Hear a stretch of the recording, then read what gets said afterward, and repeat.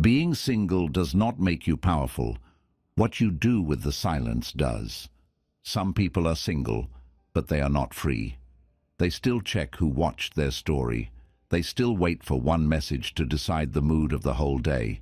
They still fill the empty room with noise, scrolling, fantasy, or old conversations, not because they enjoy it, but because silence starts asking questions they do not want to answer. And that is the uncomfortable truth. Being single can become a weapon, or it can become another prison. The Stoics would not care much about the label. Single, taken, desired, rejected, alone, chosen. They would ask something deeper. Are you in command of yourself? Can you sit with your own thoughts without running? Can you calm your emotions without needing someone else to rescue your nervous system? Can you protect your time, build your discipline, and hold your standards before another person enters your life? Because this season is not just a waiting room for love. It is training. Training to know yourself without performance. Training to stop treating loneliness as proof that something is wrong with you. Training to build a life so steady that love becomes an addition, not a rescue mission. This episode is not about pretending relationships do not matter. Love matters. Connection matters. Being seen by another human being matters. But if you enter love from emptiness, fear, or desperation, you may call it devotion while slowly losing yourself inside it. Being single becomes your secret weapon only when you use it to return to yourself, not to avoid love, but to become whole enough to love without disappearing. 1. Being single reveals who you are without performance. When there is no one constantly reflecting an identity back to you, the noise gets lower. No message to prove you are wanted. No romantic tension to give the day a storyline. No relationship drama to explain why you feel distracted, anxious, or emotionally tired. For a while, that silence can feel empty. But if you stay with it long enough, it begins to show you something important, the person you are when no one is watching closely. That can be uncomfortable, because many people do not only miss love when they are single, they miss the version of themselves they felt allowed to be inside love. They miss feeling chosen. They miss having someone to impress, someone to wait for, someone to build their mood around. They miss the mirror, and when that mirror is gone, they may feel as if part of their identity has disappeared with it. This is where singleness becomes training. Epictetus would not ask whether you are alone or desired. He would ask whether you are free inside yourself. Are you using love as companionship or as proof that you matter? That question cuts deeply because it reveals the difference between connection and dependence. Connection adds warmth to a life. Dependence makes another person responsible for proving that your life has value. When you are single, the performance has fewer places to hide. You begin to see how you spend your time when no one is expecting you. You notice how you treat your body when no one is touching it. You hear the way you speak to yourself when no one is praising you. You see what you reach for when loneliness enters the room. The phone, the fantasy, the old conversation. The person you know is not good for you, but still makes you feel temporarily wanted. These are not small things. They reveal the relationship you have with yourself. And they also reveal the masks. The mask of being independent when you are actually afraid of being unwanted. The mask of being healed when no one is close enough to trigger the wound.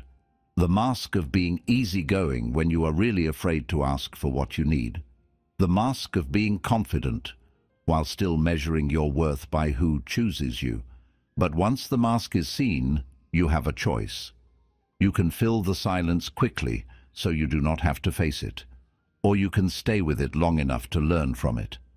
You can ask, what part of me keeps needing attention to feel real? You can ask, who am I when I am not performing for love? You can ask, What do I actually value when no one is shaping my identity for me? That kind of honesty is not always pleasant, but it is powerful. It brings you back to yourself. It teaches you that being single is not a punishment, and it is not proof that you are incomplete.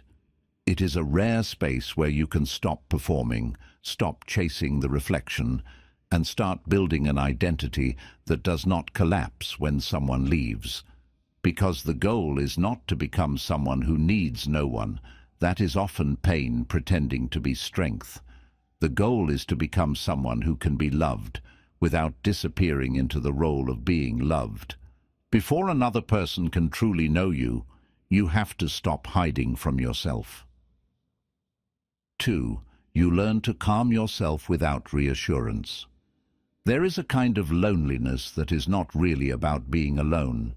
It is about not having someone immediately available to calm the storm inside you. No message to soften the anxiety, no voice to tell you everything is fine, no romantic attention to make the emptiness feel less threatening. And when that reassurance is gone, you start to see how much of your emotional stability was being borrowed from someone else. That realization can hurt, because many people do not notice their dependence while the reassurance is still coming. They feel anxious, so they reach out. They feel uncertain, so they wait for a reply. They feel insecure, so they search for warmth, attention, or proof. And when the other person responds, they feel calm again, not because the wound has healed, but because someone placed a temporary hand over it. Being single removes that shortcut. It forces you to ask a more difficult question. Can I return to myself without needing another person to pull me back? This is where Stoic self-command becomes deeply practical. Epictetus taught that freedom begins when you stop placing your peace in things outside your control, and another person's response is outside your control. Their mood, their timing, their attention, their ability to understand you. None of these can become the foundation of your inner stability, without eventually making you fragile. This does not mean reassurance is wrong. Healthy love includes comfort. It is human to want support, tenderness, and someone who can sit with you when life feels heavy. But support becomes dangerous when it replaces your own ability to regulate yourself. If you cannot calm down unless someone texts back, if you cannot feel safe unless someone confirms your worth, if your whole nervous system rises and falls with another person's availability, then love has quietly become emotional dependency. Singleness gives you the space to build a different kind of safety. Not the safety of being constantly chosen, but the safety of knowing you can stay with yourself when fear appears. You can breathe through the wave before obeying it. You can name the feeling without becoming it. You can say, "This is anxiety," instead of, "Something terrible is happening." You can place your hand on your chest, slow your body, go for a walk, write the thought down, sit in silence, and remind yourself that a feeling can be intense without being final. At first, this may feel unnatural. Your mind may still want the old rescue. It may still reach for the phone. It may still imagine that one message would fix everything. But every time you calm yourself without chasing reassurance, something changes. You teach your nervous system that it can survive discomfort. You teach your heart that loneliness is not an emergency. You teach your mind that peace can be practiced from within. Start small. When the urge to seek reassurance appears, pause for 10 minutes before acting. Ask yourself, what am I really asking this person to give me right now? Is it love, or is it proof? Is it connection, or is it relief from my own fear? Then give yourself one honest act of steadiness before reaching outward. Breathe, walk, journal, pray, sit, return to your body. Let the first response come from you, because the goal is not to become emotionally unavailable. The goal is to become emotionally responsible. And when you learn to calm yourself without constant reassurance, Love stops being a place you run to in panic. It becomes a place you can enter with peace. 3. Solitude exposes the patterns you keep repeating. When the noise of romance fades, the pattern becomes easier to hear. Not the story you told your friends, not the version where everything was only their fault, not the clean explanation that protects your pride, but the deeper pattern, the one that keeps following you from one connection to the next, wearing different faces but creating the same emotional ending. That is where solitude becomes uncomfortable, because it gives you enough space to stop blaming only the last person and start asking what part of you kept choosing the same kind of pain. Maybe you kept mistaking intensity for love. Maybe you kept chasing people who made you feel uncertain because uncertainty felt familiar. Maybe you became too available too quickly. Maybe you ignored red flags because the attention felt good. Maybe you stayed long after your body already knew the truth. This does not mean everything was your fault. That kind of thinking is just another form of self-attack. Some people did hurt you. Some people did lie. Some people did take what they were not mature enough to honor. But personal responsibility is not about excusing what others did. It is about refusing to remain unconscious about what you keep repeating. Carl Jung believed that what remains unconscious often returns as fate. In relationships, this can be painfully true. The wound you do not understand may keep choosing people who reopen it. The fear you do not face may keep building the same drama. The part of you that still wants to be chosen by someone emotionally unavailable may keep calling rejection chemistry. Until the pattern becomes conscious, you may keep thinking you are meeting new people while actually meeting the same lesson again. Solitude gives you the chance to study that lesson without the distraction of another person's behavior. You can ask, what kind of love keeps pulling me in? You can ask, what do I ignore at the beginning because I want the ending to be different?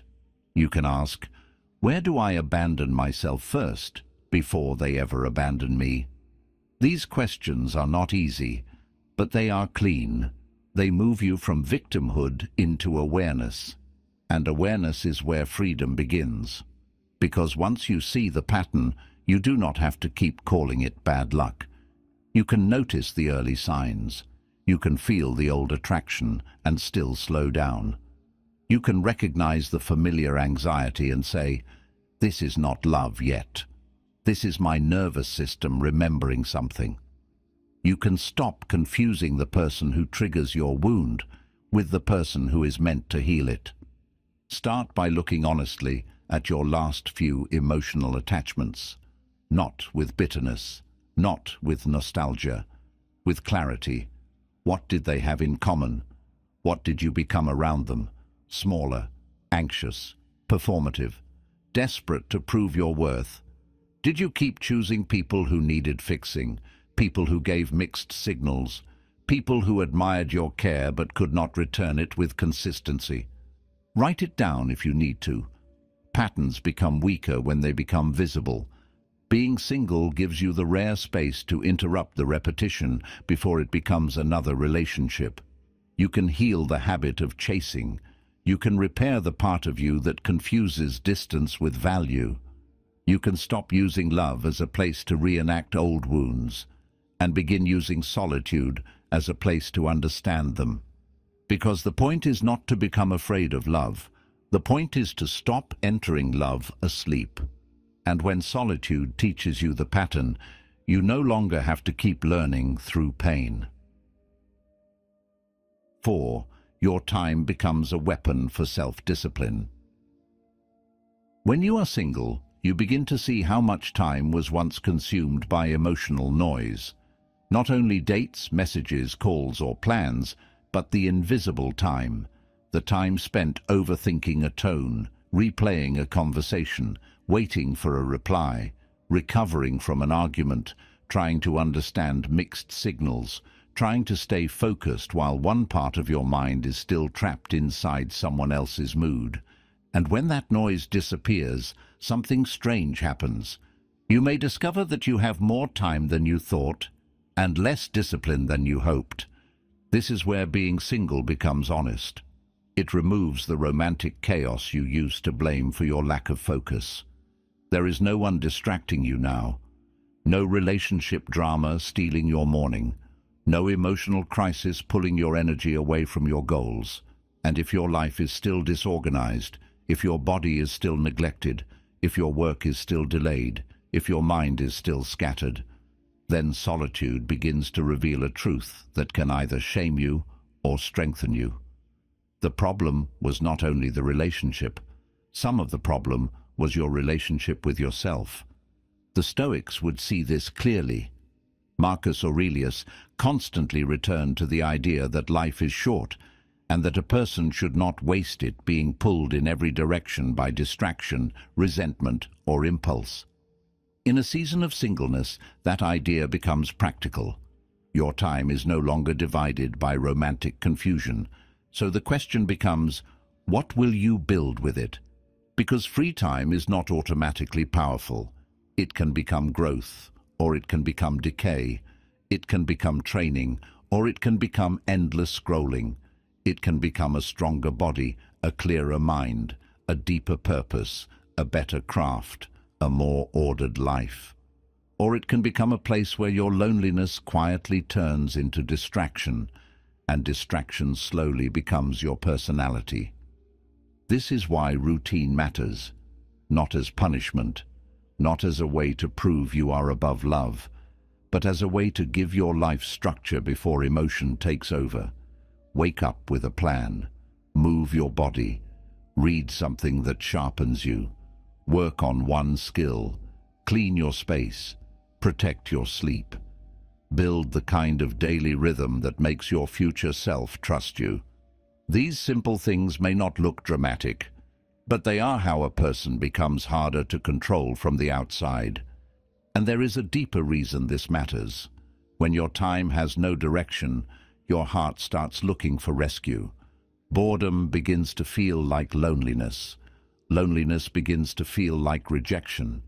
Rejection begins to feel like hunger.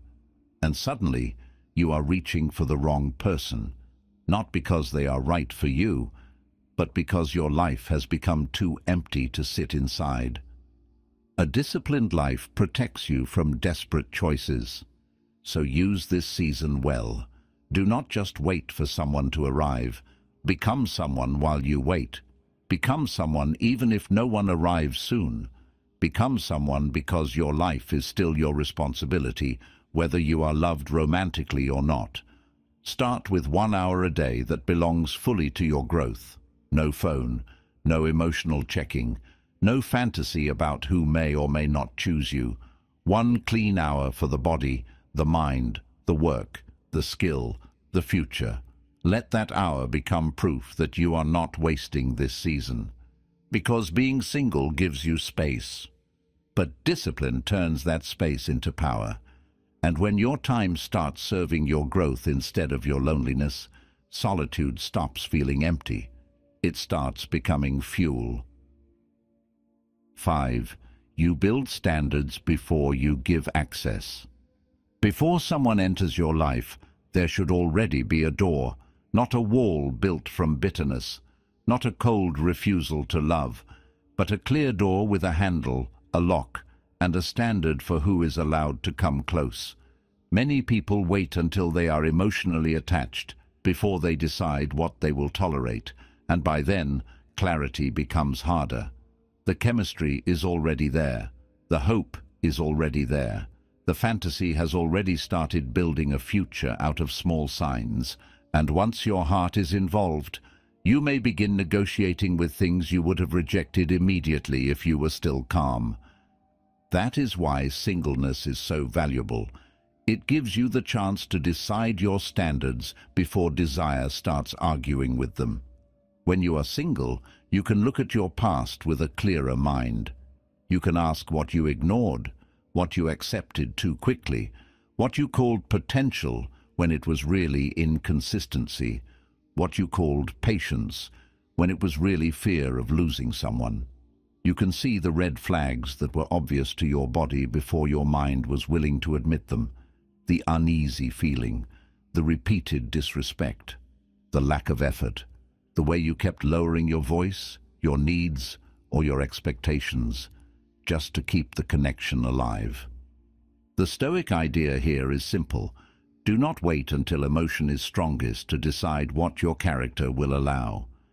Epictetus taught that freedom comes from knowing what belongs to you and what does not. Another person's feelings, promises, moods, and potential do not fully belong to you. But your standards do. Your response does. Your choice to stay or step back does. And when you know that before someone has access, you become less likely to surrender your peace just because someone knows how to awaken your longing. Standards are not about perfection. You are not looking for a flawless person. You are not building a fantasy checklist that no human being can meet. Standards are about protecting the conditions that allow love to stay healthy. Honesty, respect, consistency, emotional maturity, responsibility, the ability to communicate without punishment, the willingness to repair after conflict. These are not luxuries. They are the foundation that keeps love from turning into anxiety. And you have to be honest about your non-negotiables before someone charming enters the room. Because charm can confuse you, attention can soften you, loneliness can make the wrong person look like relief. But if you have already decided what dishonesty costs, what disrespect costs, what emotional chaos costs, then you do not have to reinvent your values every time attraction appears. Start by writing down what you will no longer normalize, not from anger, but from maturity. Maybe you will no longer tolerate mixed signals that keep your nervous system unstable. Maybe you will no longer accept apologies without changed behavior. Maybe you will no longer make yourself smaller to keep someone interested. Maybe you will no longer confuse someone's need for you with their ability to love you well. Then live in a way that proves those standards are real. Do not announce them like a speech. Practice them in small choices. Slow down when the connection moves too fast. Ask better questions. Watch behavior, not only words. Notice how you feel after spending time with someone. More peaceful or more anxious, more yourself or more performed, more respected or more hungry for proof. Because access to you should not be given only because someone is attractive, available, or interested. Access should meet alignment. And when you build standards before you give access, you stop letting loneliness choose what self-respect would have refused. 6. You stop confusing chemistry with compatibility. Chemistry can feel like truth before wisdom has had a chance to speak. That is why it is dangerous when you are lonely, hungry for affection, or tired of waiting. Someone looks at you in the right way. The conversation flows. The tension feels alive. Your body wakes up. Your imagination starts moving faster than the facts. And suddenly, before you truly know this person's character, your mind is already building a story around how powerful the connection feels. But chemistry is not the same as compatibility. Chemistry is attraction. It is energy. It is the spark, the curiosity, the pull, the feeling that something in you has been activated, and there is nothing wrong with that. Attraction is part of being human, but compatibility is deeper. Compatibility is how two people live, communicate, repair, choose, respect, and build. Chemistry can happen in a moment. Compatibility is revealed over time. This is where singleness gives you a major advantage. When you are not desperate to escape being alone, you can slow down enough to see clearly. You do not have to turn every spark into a sign. You do not have to call every intense feeling destiny. You do not have to mistake anxiety for passion just because the connection makes your nervous system feel alive. The Stoics would remind you that desire is not evil, but it becomes dangerous when it takes command before reason arrives. Epictetus taught that impressions come first, but you do not have to immediately agree with them. That is a powerful lesson in love. You can feel attraction without handing it the keys. You can feel the pull without building a future from it. You can notice chemistry and still ask, is this person actually aligned with the life I respect? Because sometimes the person who creates the strongest reaction in you is not the person who is healthiest for you.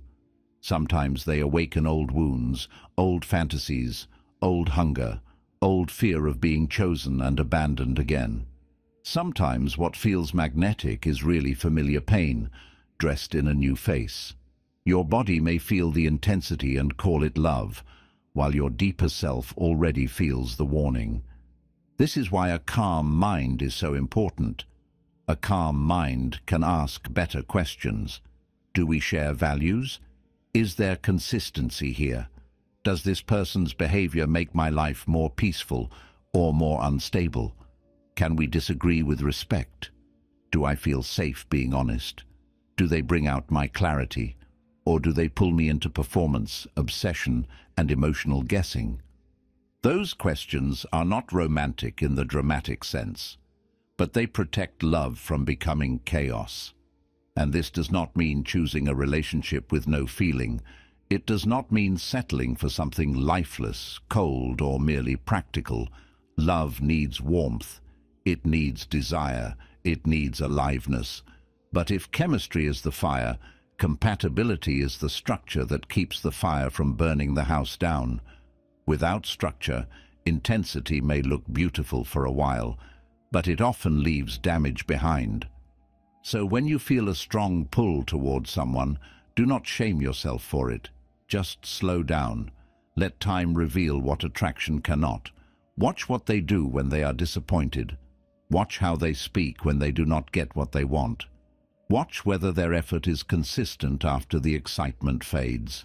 Watch how your body feels after the interaction, not only during it. Peace after connection is often more honest than excitement during it. Being single teaches you to stop worshipping the spark. It gives you space to understand your own hunger before someone else's attention fills it. It helps you stop asking only, do I want this person? And start asking, is this connection good for the person I am becoming? Because chemistry can open the door, but compatibility decides whether peace can live there. And when you stop confusing the two, you stop letting temporary intensity choose a permanent direction for your life. 7. You choose from strength instead of need. The strongest relationships are not built from panic, they are built from clarity. And this is one of the greatest gifts of using singleness well. You begin to understand the difference between choosing someone because they truly fit your life and choosing someone because their attention temporarily quiets your fear. On the surface, both can look like love. Both can feel intense. Both can make you think about the person all day. But underneath, the energy is completely different. Need says, please choose me so I can feel whole. Strength says, I already belong to myself, so now I can see you clearly. When you choose from need, you become easier to move. A little attention pulls you in. A little distance makes you anxious. A mixed signal becomes something to decode for hours. You start accepting less than you want because losing the person feels worse than losing your peace. You call it patience, you call it loyalty, you call it love. But somewhere inside, you know the truth. You are not choosing freely. You are negotiating with loneliness. The Stoics would not tell you to stop caring. They would tell you to stop surrendering your inner freedom to what you cannot control. Another person's affection is beautiful, but it cannot become the ground beneath your feet. Their attention cannot become your emotional oxygen. Their decision to stay cannot become the only proof that you are valuable, because the moment you need someone to complete your identity, you stop seeing them clearly. You start seeing them as rescue, and rescue is a dangerous foundation for love, because when someone becomes your rescue, You may ignore what should concern you. You may tolerate inconsistency because you are afraid to return to silence. You may overgive because you want to secure their presence. You may chase when you should observe. You may explain when you should step back. You may mistake emotional hunger for devotion, when really, the part of you reaching for them is the part that has not yet learned how to stand alone. Choosing from strength feels different. It is calmer. It has less desperation in it. You can enjoy someone's presence without making it your entire nervous system. You can receive affection without becoming addicted to it. You can miss someone without abandoning your own life. You can want love deeply and still not betray yourself to get it. That is not coldness. That is emotional maturity. It means your yes has dignity because your no is also available. It means you are not choosing someone because you are terrified of being alone. You are choosing because their character, values, rhythm, and presence align with the life you are building. You are not asking, will this person save me from loneliness? You are asking, can I become more honest, more peaceful, and more myself beside this person? That question changes everything. So use this season to build the strength from which better choices come. Build a life you do not hate returning to. Build routines that hold you steady. Build friendships, purpose, health, discipline, and silence that no longer feels like punishment. Learn to sit with longing without letting it choose for you. Learn to feel attraction without rushing into attachment. Learn to want love without needing it to rescue you from yourself. Because when your life is empty, almost anyone can look like an answer. But when your life has weight, direction, and self-respect, you stop being impressed by attention alone. You begin to look for alignment. You begin to choose with your whole mind, not just your wounded hunger. You begin to understand that love should meet your life, not replace it. Being single becomes powerful when it teaches you this kind of detachment. Not the detachment of someone who cannot feel, but the detachment of someone who can feel deeply without becoming desperate. Someone who can open the door without throwing away the key to himself. Because the right relationship should not feel like being rescued from your life. It should feel like sharing a life you have already begun to respect. 8. You become whole before you share your life. There is a difference between wanting love and needing love to finish you. Wanting love is human. It is natural to desire closeness, tenderness, loyalty, laughter, touch, companionship, and someone who sees parts of you the rest of the world never gets to meet. There is nothing weak about that. The Stoic path is not a rejection of love. It is a rejection of emotional slavery, the kind where your peace, identity, and self-worth depend entirely on whether another person chooses you. Being single becomes your secret weapon when you use it to become whole before you share your life. Not perfect, not completely healed, not so independent that nobody can reach you. Whole simply means you are no longer looking for another person to do the inner work you keep avoiding. You are no longer asking love to become your confidence, your direction, your emotional regulation, your purpose, your proof that you matter. That is too much weight to place on another human being, and many relationships suffer because two people enter them hoping the other person will repair what they have not yet faced. One person wants reassurance for wounds they have never learned to soothe. Another wants admiration because they have not built self-respect. Someone wants constant closeness because solitude still feels like rejection. Someone wants control because trust has not been healed. And slowly, what began as love becomes pressure. The relationship turns into a place where two unfinished people keep asking each other to become medicine. This is where wholeness changes everything. When you have used your time alone well, you enter love differently. You do not cling as quickly. You do not panic at every silence. You do not abandon your standards because someone gives you attention. You do not confuse being wanted with being safe. You can enjoy closeness without surrendering your center. You can give deeply without giving yourself away. Marcus Aurelius often returned to the idea of living from the part of yourself that remains steady when the world changes. In love, that idea becomes practical. Your partner may matter deeply. Their presence may bring joy, comfort, and meaning. But they cannot become the only place where you feel real. If love is the only thing holding your identity together, then every conflict will feel like collapse. Every distance will feel like abandonment. Every disagreement will feel like danger. Wholeness gives love more room to breathe. It allows you to say, "I choose you," without silently meaning, "Please save me." It allows you to care without controlling, to commit without disappearing, to miss someone without losing yourself, to stay open without becoming desperate. And that kind of love is more mature because it is not built on hunger. It is built on presence. So use this season to build what you would otherwise ask someone else to supply. Build self-respect through discipline. Build emotional safety through self-soothing. Build confidence through kept promises. Build purpose through focused action.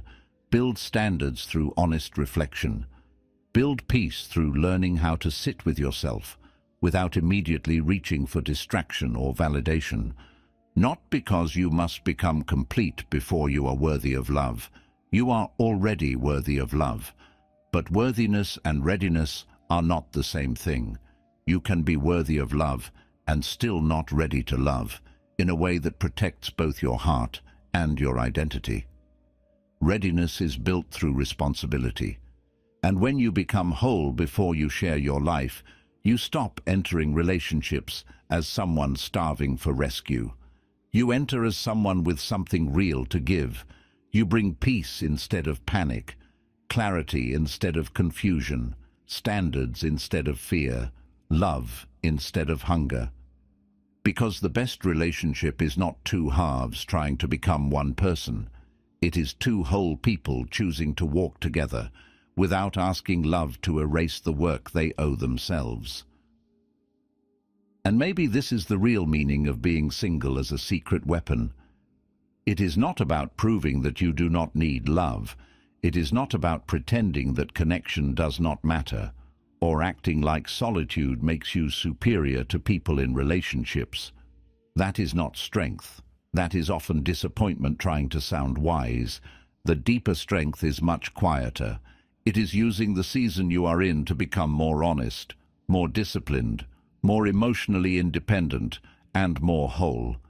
It is letting the silence teach you instead of scare you. It is learning to calm yourself without constant reassurance. It is seeing your patterns before they become another relationship. It is turning your time into focus, your loneliness into self-knowledge, and your standards into a door that only alignment can walk through. The Stoics would remind you that the most important relationship is the one you have with your own character.